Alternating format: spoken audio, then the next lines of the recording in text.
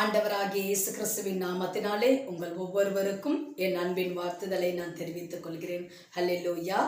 இந்த அருமையான நாளிலே கூட தேவனுக்கு நாம் மிகவும் ஸ்தோத்திரத்தை நாம் ஏறெடுக்க வேண்டும். ஏனென்றால் இதுவரையும் நம்மை தாங்கி தப்புவித்து எல்லா ஆபத்துகள், எல்லா சூழ்நிலைகள், நம்முடைய போக்கையும் வரத்தையும் அவர் பாதுகாத்து அருமையாய் நம் பாதைகளை அவர் நடத்தி வருகிறார். அதற்காகவே நாம் மிகவும் ஸ்தோத்திரத்தை ஏறெடுக்க வேண்டும். இந்த மாதத்திலே தேவன் நமக்கு அருமையான வாக்குத்தத்தங்களை கொடுத்திருக்கிறார். இளமை பிரகாசி உன் ஒளி வந்தது, கர்த்தருடைய மகிமை உன்மேல் உதித்தது என்று சொல்லி நிச்சயமாகவே தேவனுடைய மகிமையை நம்மளுடைய வாழ்க்கையிலே கர்த்தர் பிரகாசிப்பிக்க செய்து அவர் நடத்துவார். கண்களை மூடி நாம் ஜெபிப்போம். எங்களை நேசிக்கிற அன்பின் பிதாவே, இந்த அருமையான வேளையிலே அப்பா உடைய சமூகத்திலே உடைய பாதப்படியிலே ஆண்டவரே கர்த்தாவே உமக்கு ஸ்தோத்திரம் வருகிறோம் சுவாமி. இந்த நாளிலே கூட தேவனுடைய மகிமை என்ற தலைப்பிலே நாங்கள் தியானித்துக் கொண்டிருக்கிறோம். நாங்கள் தியானிக்க போகிறோம். கர்த்தர் நீர் கிருபை செய்யும்படிக்காய் இந்த தேவ மகிமை என்ற தலைப்பிலே நாங்கள் என்னென்ன காரியங்களை தியானித்து அந்த தேவ மகிமையை நாங்கள் பெற்றுக்கொள்ள வேண்டுமோ கர்த்தர் தாமே எங்களோடு கூட இடைப்பட போகிற ஒவ்வொரு வார்த்தைகளுக்காக நாங்கள் நன்றி செலுத்துகிறோம். வேதத்தில் உள்ள ரகசியங்களை எங்களுக்கு நீங்க கற்றுக் கொடுங்கப்பா. ஆவியானவர் எங்களோடு கூட நீங்க பேசும்படிக்கா நாங்கள் ஜெபிக்கிறோம். என் தேவன் தாமே எங்களோடு கூட இடைப்படும். ஆண்டவரே தேவ ரகசியங்கள், தேவ ஆண்டவரே கர்த்தாவே காரியங்களை எங்களுக்கு கற்றுக் கொடுங்க. வேதாகமத்தில் உள்ள ரகசியங்களை எங்களுக்கு கற்றுக் கொடுங்க. தேவ ஆவியானவர் எங்களோடு கூட பேசுங்கப்பா. நீங்க செய்ய போற கிருபைக்கா நன்றி செலுத்துகிறோம். தொடர்ந்து நீர் ஆளுகை செய்யும், ஆசீர்வதியும் காத்துக்கொள்ளும். இயேசுவின் மூலம் எண்ணுகிறோம் பிதாவே. ஆமேன், ஆமேன், ஆமேன். இந்த நாளிலே கூட தேவனுடைய மகிமை என்ற தலைப்பிலே நாம் தியானிக்க போகிறோம். இந்த நாளிலே இதை குறித்து நான் தியானித்துக் கொண்டிருந்த பொழுது வனாந்திரத்திலே தேவ மகிமை, இன்றைக்கும் தேவ மகிமையிலே வனாந்திர சூழ்நிலை, அந்த நேரத்திலே எப்படி தேவனுடைய மகிமையை கர்த்தர் காண்பிக்கிறார். அதை நம்மளுடைய கண்கள், அந்நிய கண்ணல்ல சொந்த கண்கள் அற்புதத்தை காண்கிறது என்று சொல்லி வனாந்தரத்திலே தேவ மகிமை, அதை குறித்து இன்றைக்கும் நாம் சில காரியத்தை தியானிக்க போகிறோம். யாத்ராகமத்தின் புஸ்தகம் 16ஆம் அதிகாரம் 2ஆம் வசனத்தை நீங்க வாசிப்பீர்கள். ஆனால் அந்த வனாந்தரத்திலே இஸ்ரவேல் புத்திரராகிய சபையார் எல்லாரும் மோசேக்கும் ஆரோனுக்கும் விரோதமாக முறுமுறுத்து, அப்போ இந்த இஸ்ரவேல் ஜனங்களை எகிப்து தேசத்திலிருந்து வெளியே ஆண்டவர் தேவ சித்தத்தோடு வெளியே கொண்டு வருகிறார். அவர்கள் கண் காண செங்கடலை இரண்டாக பிளந்து பல அற்புதங்களை கண்ணார காண்கிறார்கள். கண்ணார அந்த இடத்திலே அற்புதங்களை காண்கிறார்கள். ஆனாலும் இந்த இடத்திலே அவங்க வருகிற அந்த வனாந்திரத்திலே அவர்களுக்கு உணவு எதுவும் இல்லாதபடியினால் அந்த இடத்திலே அவர்களுக்கு ஒரு முறுமுறுப்பு வருகிறது. ஆனால் இந்த இடத்திலே அந்த உணவு அது இல்லாத காணப்படுகிறது என்று சொல்லி அந்த காரியத்திலே இந்த ஜனங்கள் என்ன செய்கிறார்கள்? இந்த வனாந்தர சூழ்நிலையிலே, நெருக்கத்தின் மத்தியிலே, உணவு இல்லாத இந்த இடத்திலே என்ன செய்கிறார்கள்? என்ன அவர்கள் வாழ்க்கையிலே அவர்களுடைய வாயிலே அறிக்கை செய்கிறார்கள் என்று சொல்லி தேவன் சில சோதனைகளை வைக்கிறார். அந்த வனாந்திர பாதையிலே இந்த இஸ்ரவேல் ஜனங்களுக்கு சில சோதனையின் பாதைகளை வைக்கிறார். அந்த இடத்திலே இந்த மோசேயையும் ஆரோனையும் நோக்கி இந்த ஜனங்கள் முறுமுறுக்கிறார்கள். பாருங்க, முறுமுறுத்து இந்த இடத்துல எங்களுக்கு அப்பம் இல்லையே, இறைச்சி இல்லையே என்று சொல்லி அந்த ஜனங்கள் அந்த இடத்திலே முறுமுறுக்கிறதை அந்த இடத்திலே நாம் வாசிக்கிறோம்.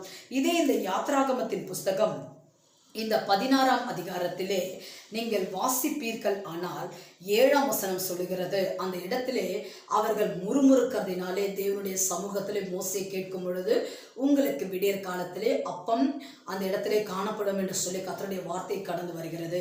7ஆம் வசனம் சொல்லுகிறது, விடியற் காலத்திலே கர்த்தருடைய மகிமையையும் காண்பீர்கள். பாருங்க, கர்த்தருடைய மகிமையை காண்பீர்கள் என்று சொல்லி எப்போ அப்படின்னு வாசிக்கும் பொழுது வேதம் மிக அழகாய் சொல்லுகிறது. விடியற் காலத்திலே விடியல்ல பாருங்க, அப்போ அந்த விடியும் பொழுது விடியும் பொழுது கர்த்தருடைய மகிமையை காண்பீர்கள் என்று சொல்லி அந்த இடத்துல கர்த்தருடைய வார்த்தை கடந்து வருகிறது.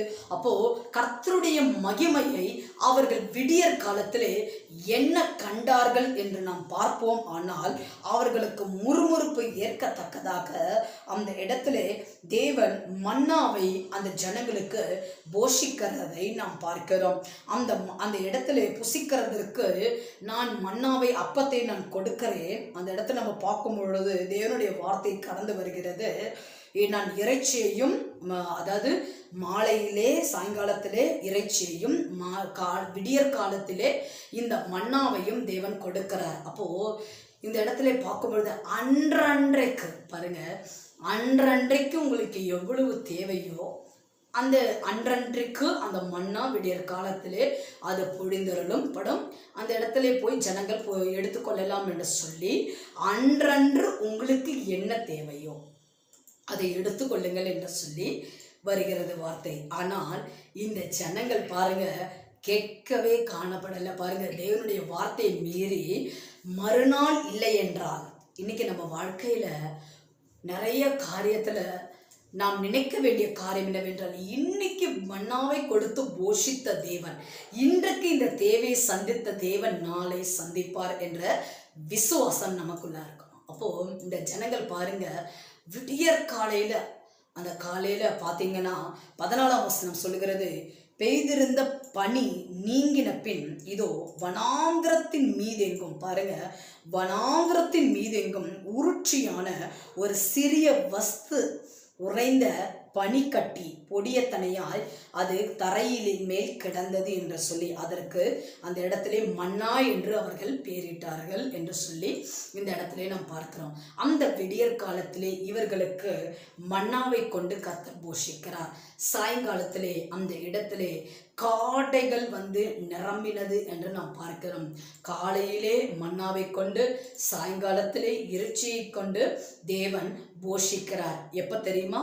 வனாந்திரத்திலே. ஆனா இந்த ஜனங்கள் இடத்திலே முறுமுறுப்பு காணப்பட்டது. இந்த ஜனங்கள் இறைச்சி வேண்டும் என்று இச்சித்தார்கள். தொடர்ந்து நம்ம பார்த்தோம்னா இதற்கு முந்தின அதிகாரத்திலே தான் அந்த செங்கடலை இரண்டாக பிளந்து தேவனுடைய வல்லமை, தேவனுடைய மகிமையை அந்த ஜனங்கள் கண்ணார பார்க்கிறார்கள். ஆனாலும் கூட அடுத்த அதிகாரத்திலே இவர்களை குறித்து நாம் பார்க்கும் பொழுது இவர்களுக்கு இறைச்சி இல்லை. எனக்கு ஏன் இந்த இடத்துல நான் எகிப்திலே செத்திருந்தால் நன்றாய் இருக்கும் என்று சொல்லி இந்த ஜனங்கள் மோசையை நோக்கி ஆரோனை நோக்கி முறுமுறுக்கிறார்கள். இரண்டாவதாக பார்த்தோம் என்றால் இவர்கள் அந்த இடத்திலே தேவன் சொன்னபடியே அந்த விடியற் காலத்திலே இவர்களை நோக்கி அந்த மன்னா காணப்படுகிறது. மன்னா பொழிந்தருளப்படுகிறது. தேவன் அருமையாய் சொல்லுகிறார் மோசேயின் இடத்திலே, அன்றன்று ஜனங்களுக்கு எவ்வளவு தேவையோ அதை எடுத்துக்கொள்ள வேண்டும் என்று சொல்லி. ஆனால் இந்த ஜனங்கள் அப்படி காணப்படவில்லை. அவர்கள் இச்சித்தார்கள். அவர்களுக்குள்ளாய் அவ்விசுவாசம் காணப்பட்டது. ஏனென்றால் நாளைக்கு இந்த மன்னா கிடைக்கவில்லை என்றால் என்ன செய்வது என்று சொல்லி பாருங்க. அவங்க என்னன்னைக்கு வேதம் மிக அழகா சொல்லுது, என்னன்னைக்கெல்லாம் அவங்க சேர்த்து மறுநாள் சேர்த்து எடுத்து வைத்தார்களோ அதை பூச்சி பிடித்து நாற்றம் எடுத்தது என்று சொல்லி நாம் பார்க்கிறோம். ஆனால் தேவன் சொல்லுகிறார் 6ஆம் நாளிலே மட்டும், ஏனால் 7ஆம் நாள் ஓய்வு நாளாய் காணப்படுகிறதுனாலே 6ஆம் நாள் மட்டும் நீங்கள் மறுநாளுக்கும் சேர்த்து வைத்துக் கொள்ளுங்கள் என்று சொல்லி, அப்படி அவர்கள் 6ஆம் நாளிலே மறுநாளுக்கும் சேர்த்து வைத்துக் கொண்ட போது அது பூச்சியும் பிடிக்கவில்லை, நாற்றமும் எடுக்கவில்லை. பாருங்க, ஏனென்றால் கர்த்தருடைய சொல்லின்படி நாம் நடப்போம். ஆனால் நம்ம வாழ்க்கையில இப்படிப்பட்ட காரியம் வராது. இன்றைக்கும் நாம் விசுவாசிக்க வேண்டும், நம்ம வாழ்க்கையில குறைவுகள் வராது. இன்றைக்கும் பாருங்க, நம்மில் இருக்கக்கூடாதவைகள் இன்னைக்கு நம்ம அதை தான் பார்க்கிறோம். தேவனுடைய மகிமை நம்ம வாழ்க்கையில வனாந்திர சூழ்நிலையிலே நான் போய்கொண்டிருக்கிறேன். கடன் பிரச்சனையில நான் போயிட்டு இருக்கேன். என் சரீரத்துல வியாதியோடு நான் நடந்து கொண்டிருக்கேன். என் குடும்பத்துல இந்த நெருக்கம் பாரத்துல நான் போய்கொண்டிருக்கிறேன். வனாந்திரன்னு சொல்லும் பொழுது அந்த இடத்துல நீங்க பாத்தீங்கன்னா அது ஃபுல்லா பாலைவனமா காணப்படும். அந்த இடத்துல நீருற்று ஒன்றுமே காணப்படாது. ஆனா இந்த வனாந்திர சூழ்நிலையில தான் அவர்களை போஷித்து இஸ்ரவேல் ஜனங்களை வழி நடத்தினார் தேவன். அப்போ நம்ம வாழ்க்கையில வனாந்திரத்தை போல நம்ம குடும்பத்துல இருக்கிற சூழ்நிலை, வனாந்திரத்தை போல நம்ம வாழ்க்கையில நம்ம சரீரத்துல இருக்கிற வியாதி, வனாந்திரத்தை போல நம்ம குடும்பத்துல இருக்கிற போராட்டம், பிள்ளைகளுடைய வாழ்க்கையில இருக்கிற போராட்டங்கள், கஷ்டங்கள், அது எதுவாக காணப்படலாம். இன்னைக்கும் இந்த நம்ம வாழ்க்கையில நம்ம என்ன வனாந்திர சூழ்நிலை நடந்து கொண்டிருக்கிறோமோ, நம்மளிடத்திலே அந்த வனாந்திரத்திலே நம்மளை போஷித்து அவர் நடத்த வல்லமையுள்ள தேவனா இருக்கிறார். இந்த வனாந்திர வாழ்க்கையை கர்த்தர் செழிப்பாய் மாற்ற வல்லமையுள்ள தேவனா இருக்கிறார். இந்த வனாந்திர சூழ்நிலையிலே உங்க சரீரத்துல நல்ல சுகத்தை கொடுத்து ஆண்டவர் நடத்துகிற தேவனா இருக்கிறார். ஆனால் நம்ம இருக்கக்கூடாதவை பாருங்க, நம்ம கிட்ட என்ன இருக்கக்கூடாதுன்னா முறுமுறுப்பு இருக்கக்கூடாதான். அப்போ இதை குறித்து நான் தியானித்து கொண்டிருக்கும் பொழுது இந்த இஸ்ரவேல் ஜனங்க பாருங்க, அவர்களுக்குள்ளாய் முறுமுறுப்பு காணப்பட்டது. பாருங்க, கண்ணார அற்புதங்களை காண்கிறார்கள். அந்த செங்கடலை இரண்டாக பிளந்து அதன் வழியாய் இந்த ஜனங்கள் நடந்து வருகிறார்கள். ஆனாலும் கூட கண்ணார அற்புதங்களை கண்டும் விசுவாசியாமல் காணப்படுகிறார். ஆனால் இன்றைக்கும் நாம் ஸ்தோத்தரிக்க வேண்டும். காணாதிருந்தும் அந்த காரியம், இப்படி ஒரு காரியம் செங்கடலை இரண்டாக பிளந்து இந்த அதிசயம் அற்புதங்களை செய்த போது நாம் அந்த இடத்திலே இல்லை. ஆனால் இன்றைக்கும் வேதாகமத்திலே சொல்லப்பட்ட வார்த்தை நாம் விசுவாசிக்கிறோம். அல்லேலூயா. அப்போ காணாதிருந்தும் விசுவாசிக்கிற நாம் தான் பாக்கியவான்களாய் காணப்படுகிறோம் பிரியமானவர்களே. ஆனால் கண்ணார அற்புதத்தை கண்டும் இந்த இஸ்ரவேல் ஜனங்களுக்குள்ளாய் முறுமுறுப்பு காணப்பட்டது. இந்த இடத்துல இது இல்லையே, இறைச்சி இல்லையே, அப்பம் இல்லையே என்று சொல்லி ஜனங்கள் தங்களுடைய பின் நாட்கள், தங்களுடைய முன் நாட்களுடைய அந்த எகிப்தின் காரியங்களை நினைத்து அங்கேயே நாங்கள் காணப்பட்டால் நன்றாய் இருக்குமே என்று சொல்லி அவர்கள் முறுமுறுக்கிறார்கள். அப்போ நம்ம வாழ்க்கையில எந்த இடத்திலே நாம் முறுமுறுக்கிறோம்? இந்த வனாந்திர பாதையில நான் போய்கொண்டிருக்கிறேன் சொல்லி கொண்டிருக்கிறேன் அன்பு சகோதரனே சகோதரியே, இன்றைக்கும் இதுவரைக்கும் நீங்கள் முறுமுறுத்திருப்பீர்கள். ஆனால் அப்போ நம் ஆசீர்வாதத்திற்கு அதை தடுத்து போடும் என்று தேவன் சொல்லுகிறார். இன்றைக்கு நம்ம வாழ்க்கையில் இருக்கிற முறுமுறுப்புகளை நாம் நீக்க வேண்டும். எந்த ஒரு காரியத்தை செய்தாலும் அந்த காரியத்துல சில வேளைகளிலே உடனே அற்புதங்கள் நடக்கலாம், சில வேளைகளிலே கொஞ்சம் கால தாமதமாகும். ஆனாலும் கூட கர்த்தர் சொன்ன வாக்குத்தத்தத்தையும் அவருடைய வார்த்தைகளையும் அவர் நிறைவேற்ற வல்லமையுள்ள தேவனாய் இருக்கிறார். ஆனால் அநேக காரியத்திலே வருகிற போராட்டம், அந்த நெருக்கங்களை பார்க்கும் பொழுது நமக்குள்ளாய் முறுமுறுப்பு காணப்படுகிறது. இன்றைக்கும் அந்த முறுமுறுப்பு நம் ஆசீர்வாதங்களை தடுத்து போடும் என்று தேவன் சொல்லுகிறார். அப்போ இன்றைக்கும் அந்த இஸ்ரவேல் ஜனங்கள் முழுமையாக எல்லாரும் போய் அந்த கானானுக்குள் பிரவேசிக்கவில்லை. ஏன் தெரியுமா? அவர்களுடைய வாழ்க்கையிலே முறுமுறுப்பு காணப்பட்டது. இன்றைக்கு நம்மளுடைய வாழ்க்கையில எந்தெந்த இடத்திலே முறுமுறுப்பு காணப்படுகிறதோ அந்த முறுமுறுப்புகளை கர்த்தர் மாற்றுவாராக. அந்த முறுமுறுப்புகள் மாறும் பொழுதே ஆசீர்வாதங்கள் கடந்து வரும், ஆசீர்வாதங்கள் கடந்து வரும். முறுமுறுப்பு இருக்கும், ஆனால் நம்ம வாழ்க்கையில அது ஆசீர்வாதங்களை தடுத்து போடும் என்று தேவன் சொல்லுகிறார்.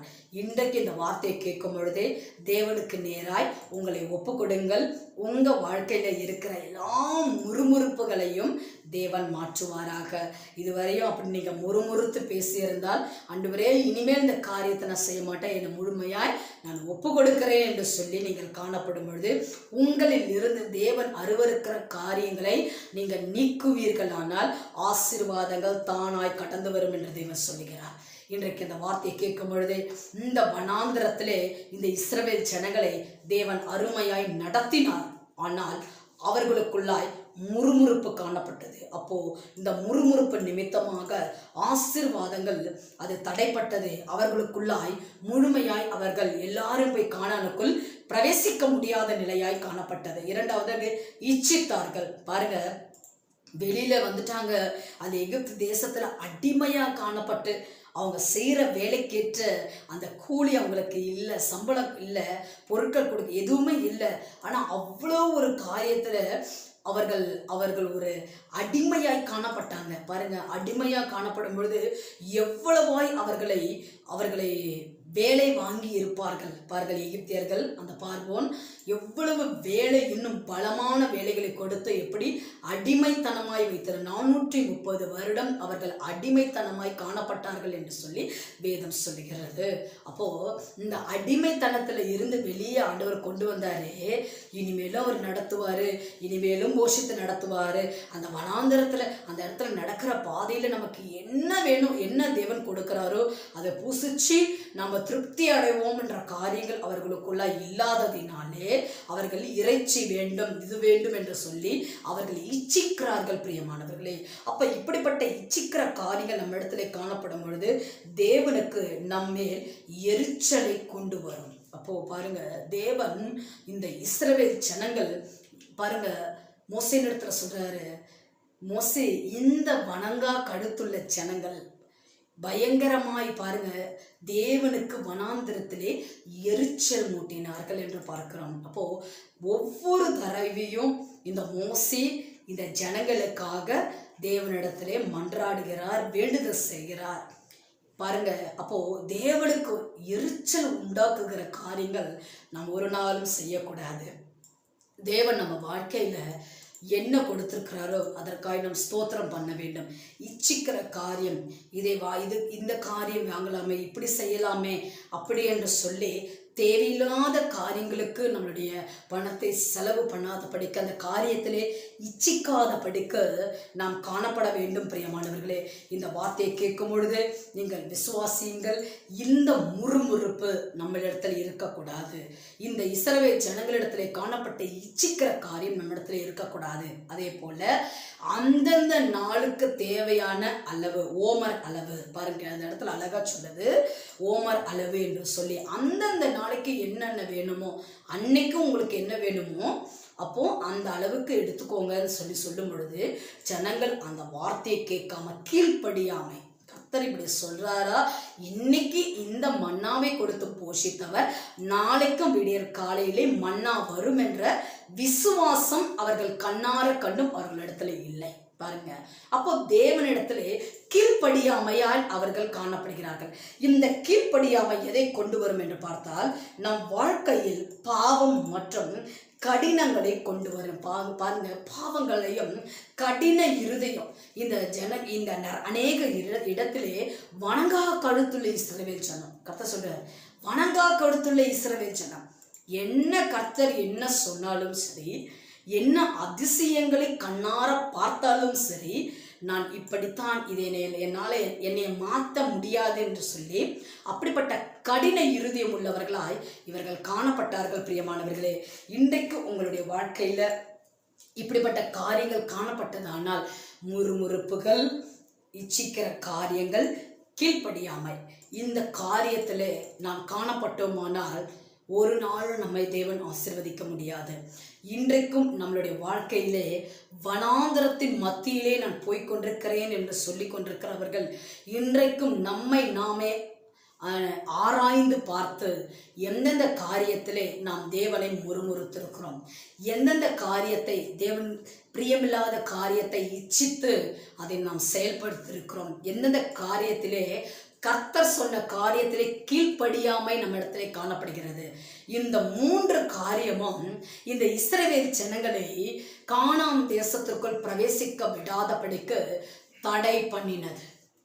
இன்றைக்கும் நாம் பார்க்கிறோம், கானான் தேசத்திற்குள் இவர்கள் பிரவேசிக்க முடியாதபடிக்கு தடை பண்ணினது என்ன அப்படின்னு பார்க்கும் பொழுது இந்த இடத்திலே அவர்களுடைய முறுமுறுப்பு, அவர்களுடைய இச்சிக்கிற காரியங்கள், அவர்களுடைய கீழ்ப்படியாமை என்று சொல்லி நாம் பார்க்கிறோம்.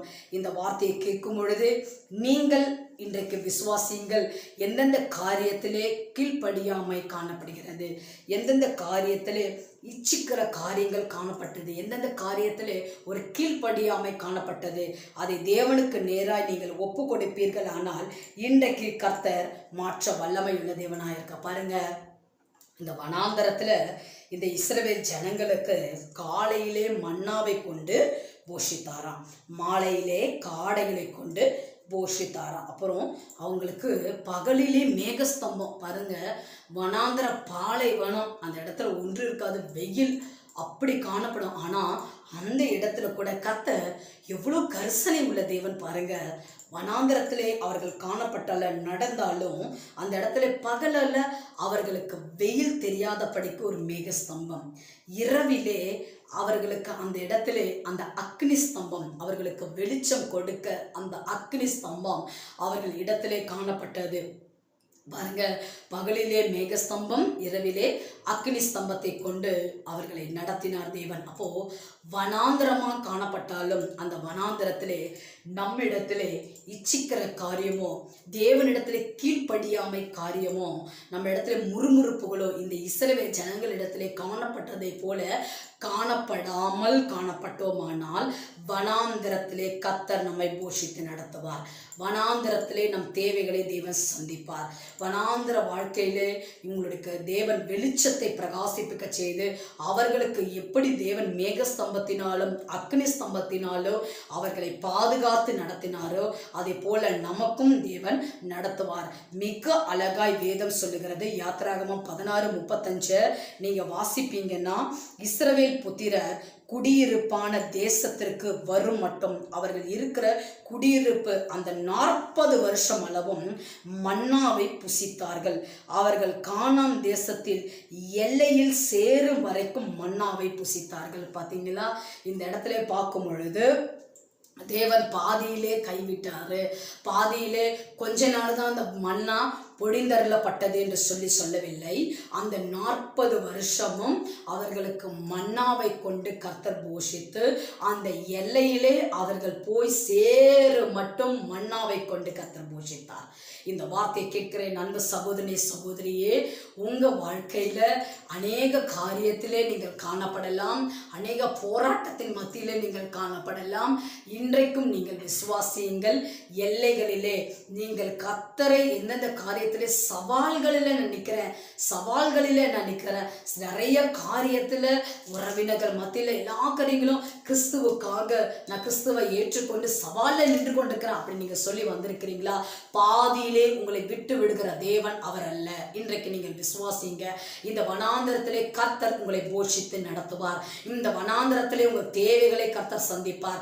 இந்த இஸ்ரவேல் ஜனங்களுக்கு விடியற் காலையிலே மன்னாவையும் அப்புறம் சாயங்காலத்தை இறைச்சியையும் கொடுத்து பகலிலே மேக ஸ்தம்பத்தினாலும் இரவிலே அக்னி ஸ்தம்பத்தினாலும் தேவன் பாதுகாத்தார். ஆனால் ஏன் இவர்களால் கானானுக்குள் பிரவேசிக்க முடியவில்லை என்றால் இவர்களுக்குள்ளாய் முறுமுறுப்பு காணப்பட்டது. இவர்களுக்குள்ளாய்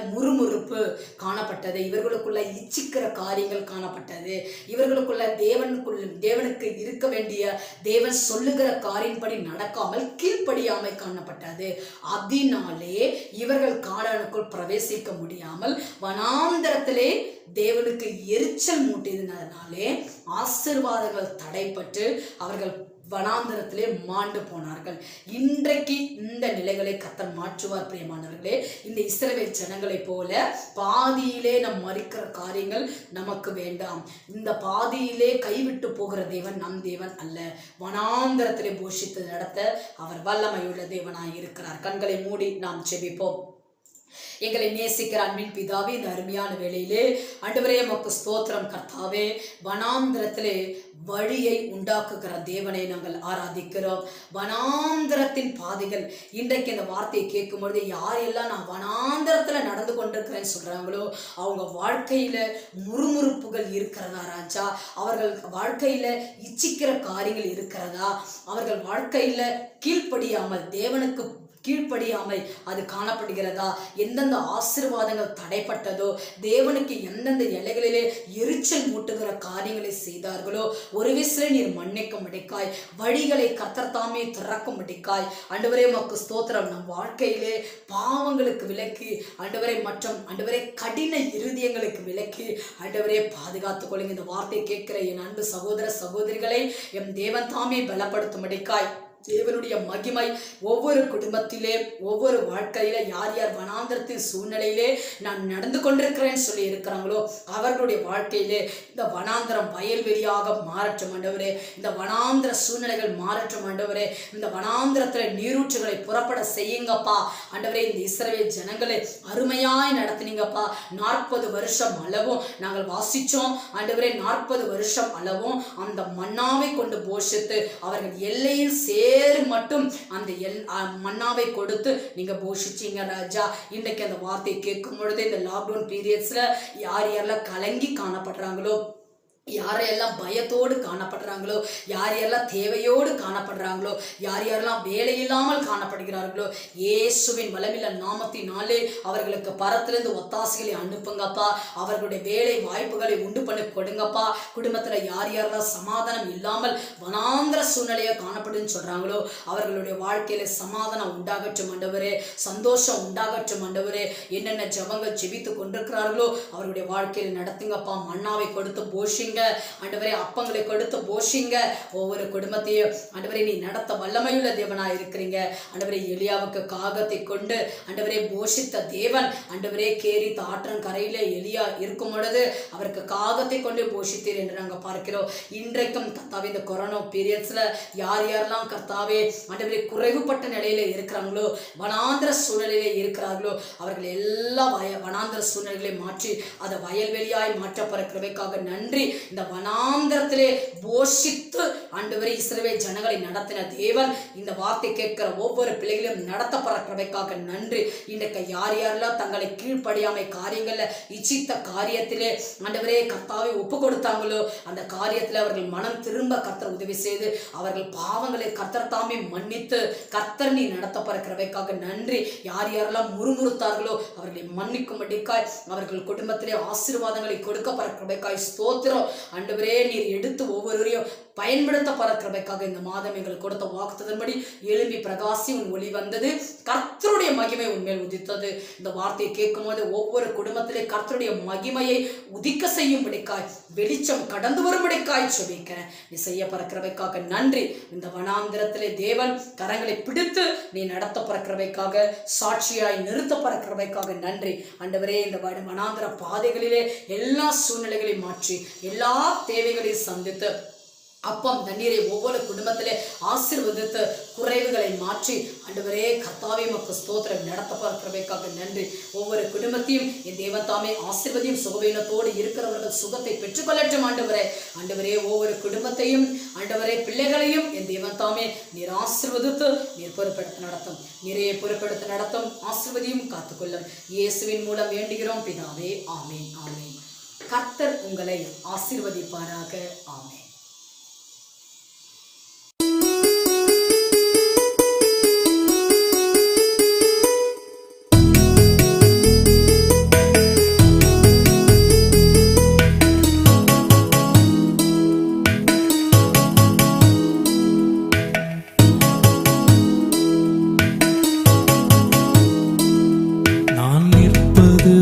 கிருபதாம் நிர்மூலமாகாதது கிருபதாம் நான் நிற்பது உங்க கிருபதாம் நிர்மூலமாகாதது கிருபதாம் இதுவரை என்ன நடத்துனீங்க, பொல்லாப்பு நேரிடாம காத்தீங்க. இதுவரை என்ன நடத்துனீங்க, பொல்லாப்பு நேரிடாம காத்தீங்க. ஒரு கழுக போல தொழில் சுமந்தீங்க, தீங்கு அணுகாம என்ன மறைச்சீங்க. ஒரு கழுக போல தொழில் சுமந்தீங்க, தீங்கு அணுகாம என்ன மறைச்சீங்க. நான் நிற்பது உங்க கிருபதாம் நிர்மூலமாகாதது கிருபதாம் நான் நிற்பது உங்க கிருபதாம்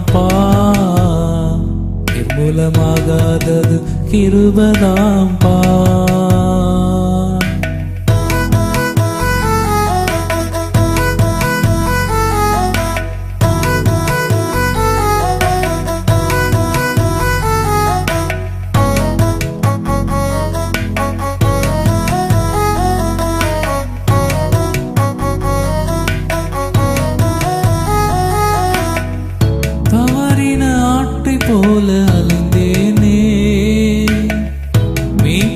தேடி வந்து மீட்டு கொண்டீ.